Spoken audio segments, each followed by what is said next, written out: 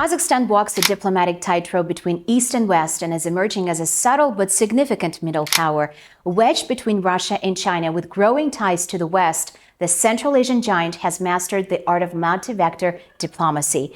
But with wars raging, alliances shifting, and with surprises that come with the new Trump administration in the United States, can Kazakhstan stay neutral, or is it being pulled in new directions? Let's break it down. When Kazakhstan declared independence from the Soviet Union in 1991, it inherited more than just vast steppes and Soviet-built factories. It inherited a precarious geography, bordered by two global giants, Russia and China, and a need to craft a brand new identity on the world stage. Enter Kazakhstan's multi-vector foreign policy, a doctrine that says, don't choose sides, build bridges, cooperate with Russia, yes, but also with China, the United States, Europe, and the Islamic world. It's not neutrality, it's strategic non-alignment. According to the strategy, the nation acts as a bridge between East and West, between the Muslim world and the Christian one, between post-Soviet legacy and global modernity. Kazakhstan joined the United Nations in March 1992 and has since chaired the Organization for Security and Cooperation in Europe, presided over the UN Security Council in 2018, and hosted the Astana peace talks for Syria, bringing together bitter rivals like Iran, Turkey, and Russia at the same table. Hosting these talks wasn't just about prestige, it was about positioning. Kazakhstan wanted to show the world that it could be a stable, neutral state to attract investment and technologies. President Kassym-Jomart Tokayev, a former UN diplomat and fluent Mandarin speaker, has doubled down on this multi-vector legacy. He's pursued closer ties with the West while maintaining Kazakhstan's strategic commitments to its two powerful neighbors. So what does multi-vector look like in practice? It's Kazakhstan signing billion-dollar infrastructure deals with China under the Belt and Road Initiative, while also securing enhanced trade partnerships with European Union. It's about importing military equipment from Turkey while remaining part of the Russian-led Collective Security Treaty Organization. It's about reducing dependence on Russian oil transit while still sending 80% of its crude through Russian pipelines. In 2023, Kazakhstan's trade with China topped $31 billion. The EU accounted for nearly 40% of its exports, and Russia remains its largest single trading partner by volume. Meanwhile, American companies are the largest foreign investors in Kazakhstan's energy sector, with over $62 billion in FDI since 1991. For Kazakhstan, diplomacy isn't a choice, it's a necessity. Surrounded by powerful, sometimes competing forces, Astana has learned how to say yes to everyone without becoming beholden to anyone. But here's the challenge. In a world that's becoming more polarized with war in Ukraine, instability in the Middle East, and now a more unpredictable U.S. foreign policy under Trump 2.0, is Kazakhstan's careful balancing act still sustainable? Coming up, we'll explore how Kazakhstan manages its relationships with the world's major powers, including Russia, China, the United States, and the European Union. How are these partnerships evolving, and what challenges and opportunities lie ahead? Kazakhstan's relationship with Russia is deep and long-standing. The two countries share the world's longest continuous land border, over 7,000 kilometers, and a long history of political, economic, and cultural connections. Since independence in 1991, Kazakhstan has maintained close ties with Moscow as neighbors, as partners in regional blocs like the Eurasian Economic Union and the Collective Security Treaty Organization, and as a major trading partners. In fact, Russia has consistently remained Kazakhstan's largest trading partner. But in 2022, Russia's invasion of Ukraine sent shockwaves through the region and forced Astana to reaffirm its long-held foreign policy principles. President Tokayev made Kazakhstan's position clear. The country respects Ukraine's territorial integrity, supports the UN Charter, and calls for peaceful resolution through dialogue and negotiation. This was not a pivot. It was a demonstration of something Kazakhstan has practiced for over 3 decades. Its multi-vector foreign policy. And in 2022, that approach proved its worth. The idea is simple. Don't choose sides. Instead, build diverse relationships, East and West, North and South. Maintain open channels, pursue dialogue, and remain consistent in supporting international law. In a world growing more polarized, Kazakhstan's stance stood out. Principled, measured, and balanced. Of course, this is not always easy. Russia is a critical economic partner. In 2022, bilateral trade reached over $26 billion, and in 2023, it climbed to nearly $28 billion, according to Kazakhstan Ministry of Trade. While Western sanctions on Russia reshaped global trade, Kazakhstan continued its cooperation with legal bounds, insisting it does not and will not help any country bypass sanctions. Instead, Kazakhstan used this moment to diversify, ramping up exports through the Trans-Caspian international transport route, enhancing infrastructure links with China and the Caucasus, and attracting investment from Europe and the United States. This pragmatic diplomacy helped Kazakhstan preserve economic stability at home without compromising its values abroad.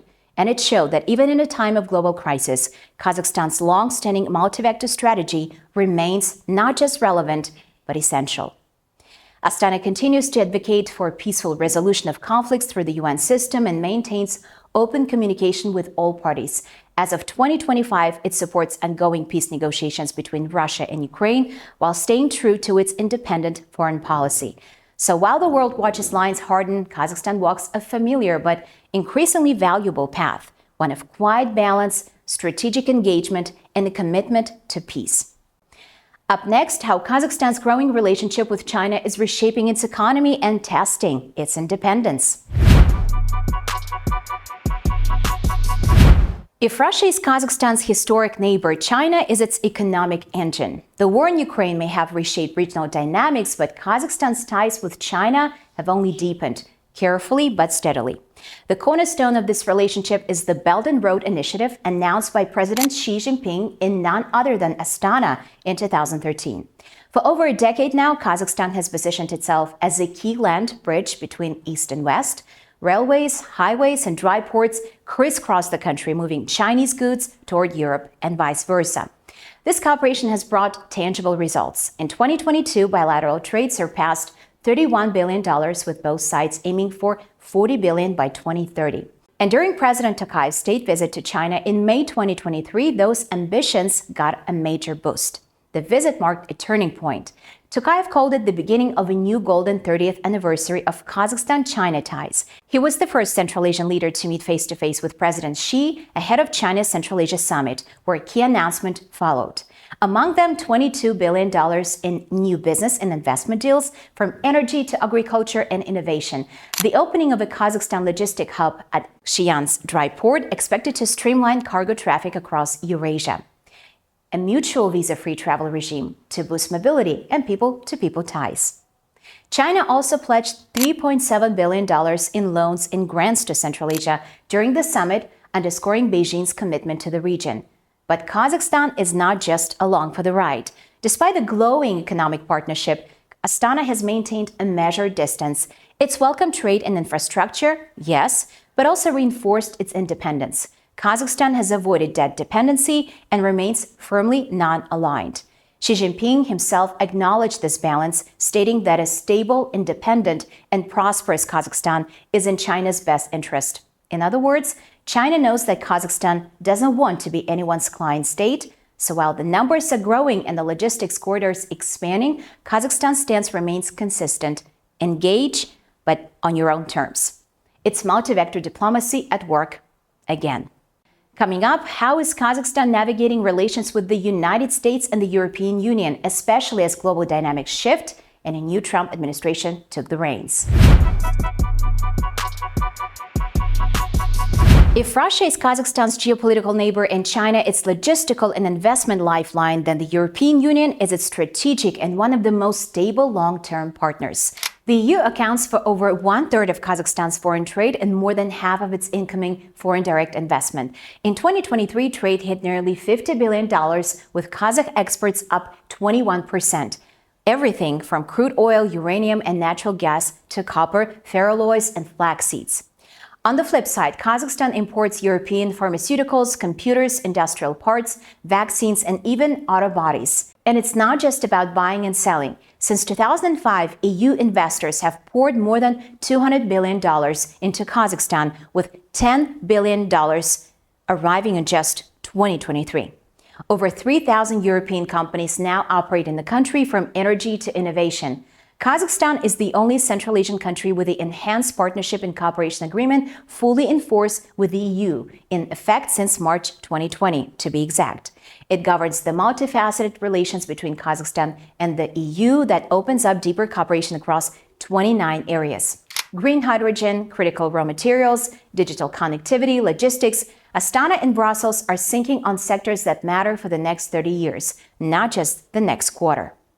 Kazakhstan's strategic location positions it as a vital link between Europe and Asia. Approximately 85% of goods from China to Europe transit through Kazakhstan. The Trans-Caspian international transport route has seen a 65% increase in cargo transshipment, reflecting its growing importance. Collaborative efforts with Azerbaijan, Georgia, and Turkey aim to further enhance this corridor's efficiency, integrating it into the EU's global gateway strategy. Kazakhstan is leaning into cooperation with the EU, but on its own terms. Officials in Astana stressed that growing ties with Brussels are not about replacing one partner with another, but about reinforcing Kazakhstan's independence and connectivity.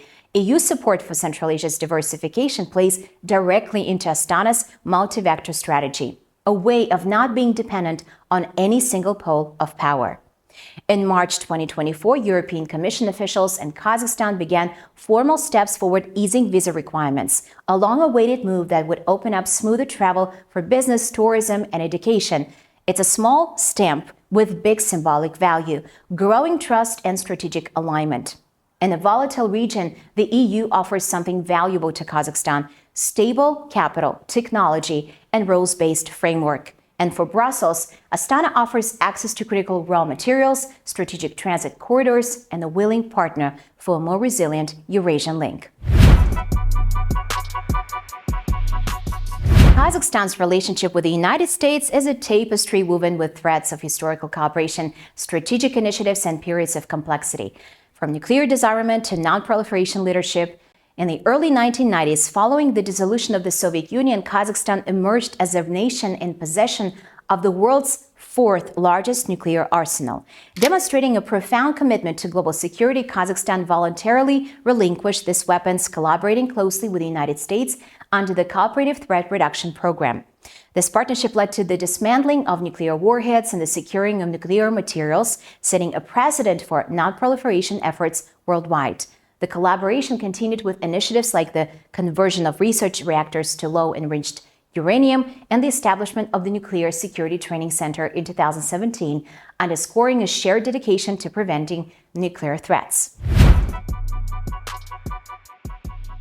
Established in 2015, the C5+1 initiative brought together the United States and the 5 Central Asian nations, Kazakhstan, Kyrgyzstan, Tajikistan, Turkmenistan, and Uzbekistan, to address common challenges and enhance regional cooperation. This platform has facilitated discussions on economic connectivity, security, and environmental issues, reflecting a collective effort to promote stability and prosperity in Central Asia. In March 2024, Kazakhstan hosted the B5+1 Business Forum in Almaty, an extension of the C5+1 platform, focusing on enhancing economic ties under Joe Biden's administration in 2023, highlighting the strategic importance of the region. This meeting introduced initiatives such as the Critical Minerals Dialogue, the B5+1 Public-Private Sector Platform, and a Disability Rights Initiative. Beyond political and security dimensions, the U.S.-Kazakhstan partnership has flourished in humanitarian and educational spheres. Programs like C5+1 Opening Networks Through English exemplify this collaboration, aiming to enhance English language proficiency among professionals in Central Asia. Such initiatives not only bolster individual capacities, but also foster regional connectivity and mutual understanding.